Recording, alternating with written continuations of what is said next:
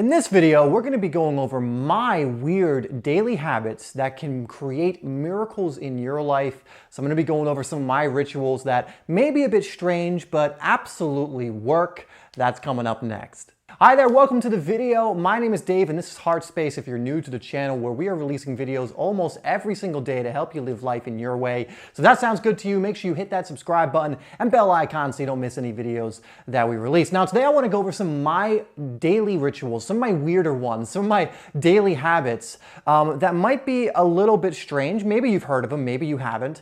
But I want to give to you because I do believe, despite these being a little weirder than the ones you may have heard before, they absolutely work and have been things that have assisted me in life very, very well, especially my spiritual development and my development as a person. Now I'm going to give you three, possibly four, because I'm going to combine two together, of these weird rituals, and then you can do with them what you will. You can use them, you can not use them, you can make fun of them. Doesn't really matter. It's up to you what you do with this information. But let's get into my first one.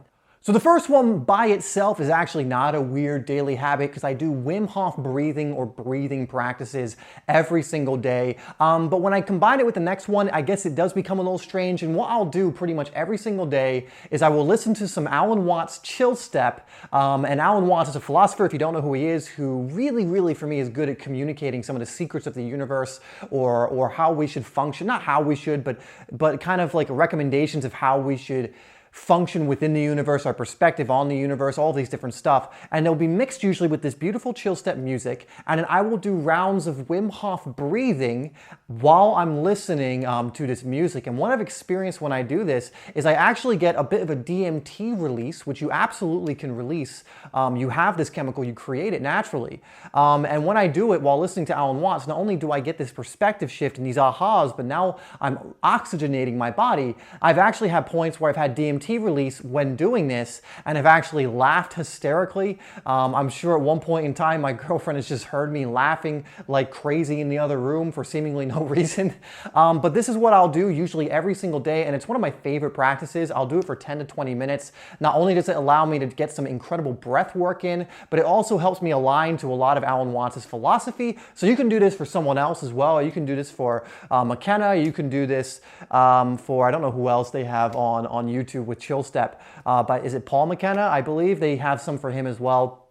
You can really do this to anyone you like listening to, but do Wim Hof in combination with that because for me, I've just found this enhances the experience. And again, I do this every single day when I want to get my energy up. I'll do it at least once a day just to do the practice as well. And it's a bit of a strange one, but it works for me very, very well and energizing me. Again, helping new ideas get in there, new perspectives get in there, and also just having a good time, releasing that DMT, laughing hysterically. I think the more you laugh, more you smile throughout the day, genuinely, the better life's gonna be. And so that's my first weird daily practice. Let's get on to the second one. So the second weird daily habit I do is I drink from a very specific water bottle, and I try and drink all of my water from this water bottle unless I'm being super lazy, but for the most part, 99% of the time, I'm drinking from this. And this is called a flaska. So this might not sound like a weird daily habit, oh, drinking enough water, but there's a very specific reason I use this thing called a flaska right here.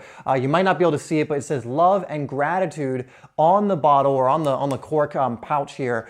And what this bottle actually does is it plays upon Dr. I think Emoto experiment on basically the molecular structure of water and how you can alter it. You see, water's molecular structure can be altered by the energy you inject into the water, and he proved this scientifically through his experiments.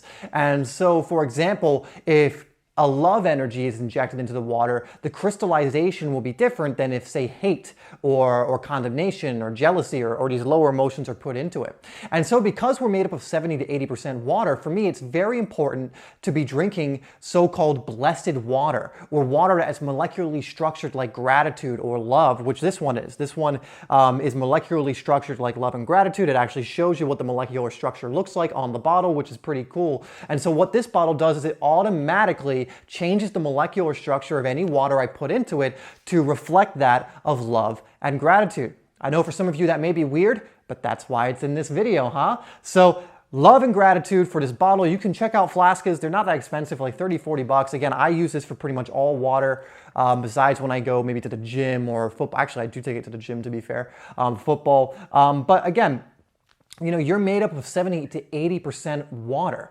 And so if the molecular structure of the water you're putting in there is like dead water, or it's coming from a very negative place, it is going to affect you.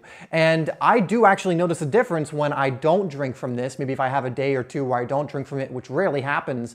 It's one of those things that's subtle, but when you're not doing it, you notice. And I did notice a big difference, especially in the beginning when I started drinking it. I think I've just gotten used to it. But again, if I stopped, I'm sure I would be able to tell the difference in just the way I feel. And so this is one of my favorite things to do. It's more passive because I just put the water in here and I drink it throughout the day. But again, it's an important habit of mine. Now, if you don't want to get a Flaska, although, you know, it's not that expensive once again, one thing you can do, this is much harder to do, but it's every time you go to drink your water, is bless your water. So thank the water, you know, thank it for nourishing your body, thank it for healing your body, for giving you good energy. And if you do that from a very real, genuine place, you can alter the molecular structure of the water in the moment right then and there. I think Sadhguru actually made a video on blessing water and food and things of that nature, because it does affect and alter the structure of it.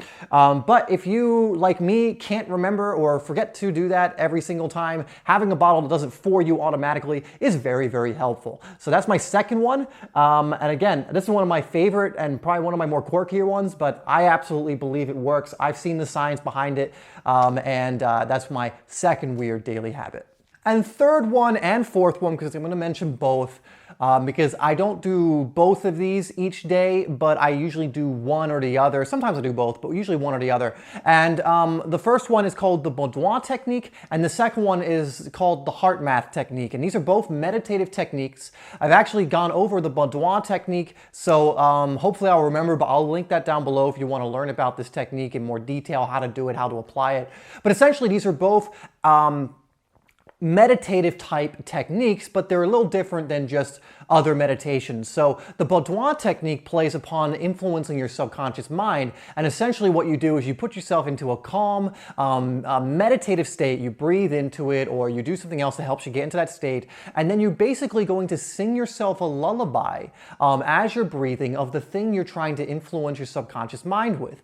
For example, if you want to become more healthy, you might say, you know, you might as a lullaby sing, you know, I am so healthy and being healed by divine energy or divine essence or something of that nature, and you'll find whatever phrase kind of fits and works for you, and you will sing it to yourself for a given amount of time in a nice lullaby fashion. Again, if you want to learn more about that and the effectiveness of it, I will link that video down below so you can go watch it. So I'll either do that, or I have this other technique called the heart math meditation technique. Now this comes with a little more gear because you have to buy a heart math sensor, but essentially this measures your heart rate variability, which means as you go through different emotions, it'll kind of measure what you're going through. It will measure when you're in a higher consciousness versus in a lower consciousness. And so as you're going through it, you can actually have direct feedback. So it's a direct feedback mechanism where it will make different sounds, allowing you to know if you're in a higher or low consciousness in that moment. And why this is incredibly valuable is because it teaches you how, by just sitting there and thinking or visualizing or breathing or whatever, how to consciously put yourself back into a higher state. So for example, I might be going through it and I might have just, you know, maybe I'm thinking of an argument I got into, or someone that I got into a conflict with, or whatever, maybe a past thing that was embarrassing. It'll let me know, oh, you're going into this, and you can test this out for yourself when you do it. You'll notice when you're thinking of negative things, number goes down every single time. When you're thinking of positive things and things that uplift you, excite you, and you love, goes up every single time. And so what this allows you to do is when you're moving into those lower consciousness states, you become aware of it and go, and make the conscious decision to change it. So I'll be like, oh, I'll think of my dogs and playing with my dogs, or I'll think of, oh, that beach in Chumpong, which I love so much. I just feel so good there. And you'll notice your score going up. And this is an amazing meditation technique, again, because a lot of people will passively just meditate and allow all this negative, allow their mind to just run wild like it normally does.